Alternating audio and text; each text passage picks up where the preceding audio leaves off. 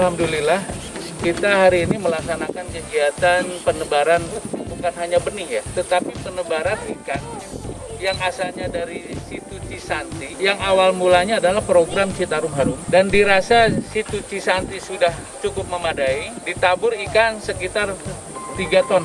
Waktu itu bibit ikan. Kemudian selang 6 bulan kemudian perkembangan pertumbuhannya cukup bagus sehingga ikan di sana sudah sampai 7 tonan. Nah, diambillah sekitar 1,5 ton, ditebar 1,5 ton di situ Cianjing, yang 750 kilonya lagi di Pangahuban, 750 kilo di sini. Nah, harapan kita dengan disebarnya ikan dan benihnya dari situ Cisanti ini dirasakan manfaatnya oleh masyarakat sekitar, termasuk yang berada di hulu-hulu Sungai Citarum. Kemudian harapan kami ke depan bahwa dalam hal pemeliharaan daerah aliran sungai maupun daerah seperti ini penampungan air situ Cianjing ini, kondisinya harus kita sama-sama pelihara. Bukan hanya dari pemerintah, tapi juga termasuk dari masyarakat. Salah satunya apa? Kesadaran masyarakat untuk tidak menebang pohon sembarangan, terutama di sumber-sumber mata air. Yang kedua, mau menanami lahannya dengan pohon-pohon yang bisa menahan erosi tanah. Kalau kita lihat sekarang ini,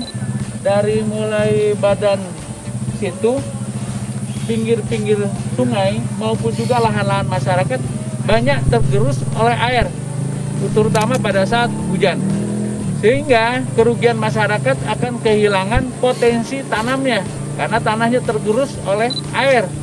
Nah, kalau bisa ditanami oleh pohon-pohon yang bisa menahan tanah dan juga air, sehingga kedepannya tidak ada lagi nanti cerita kekurangan air dan juga tidak ada lagi cerita kebanjiran. Nah, mudah-mudahan ikhtiar kita dengan menanam pohon di lahan masing-masing maupun juga mungkin di sektor umum, di sini dari dan sektor juga sudah menyiapkan, dari pemerintah juga menyiapkan, khususnya di SDA Sumber Daya Alam Kabupaten Bandung itu sudah menyiapkan tenaga. Harapan kami luasan situ Cianjing ini kembali ke semula karena ini sudah banyak menyusut dan juga pendangkalan. Ini kesadaran masyarakat juga untuk mengembalikan fungsi daerah penampungan air ini. Pertama adalah untuk cadangan air pada saat musim kemarau. Yang kedua untuk pengendalian air. Jangan sampai pada saat musim hujan semuanya turun ke bawah sehingga menjadi korban masyarakat yang berada di hilir. Kemudian air yang ikan yang ditanam ini harapannya ke depan masyarakat tidak hanya asal mengambil manfaatnya, tetapi juga ikut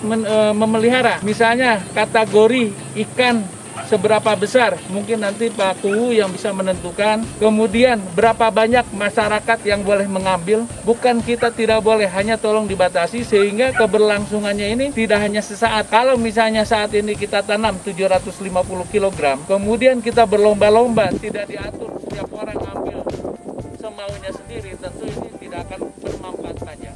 Harapan kita kan ikan ini manfaat untuk anak cucu kita ke depan, dan mudah-mudahan di sini berkembang biak bisa ditularkan mungkin masyarakat untuk menanam sendiri atau mungkin ke tempat-tempat yang lain. Terima kasih Danrem selaku mewakil Panglima hari ini menebar benih dan ikan dari Cisanti. Nah, ini sebagai tindak lanjut pada saat kami melakukan pengecekan kondisi air.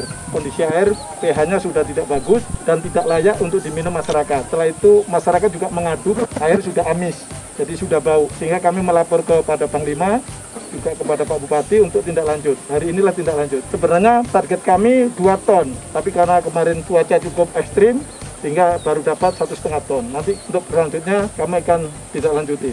Saya minta kepada masyarakat supaya dimanfaatkan ikan ini, dipelihara sehingga berkembang biak dengan baik seperti yang di Cisanti. Saya itu saja proses panjang yang telah kita lakukan untuk pembenahan situ Cianjing 1 bulan yang lalu pada saat bulan puasa, di mana banyak ganggang dan gulma. Sekarang sudah bersih. Tolong dijaga masyarakat, jangan hanya ambil ikannya saja. Itu saja. Terus saya minta pada PSDA yang berkepentingan di sini juga ikut merawat bersama-sama masyarakat. Itu saja.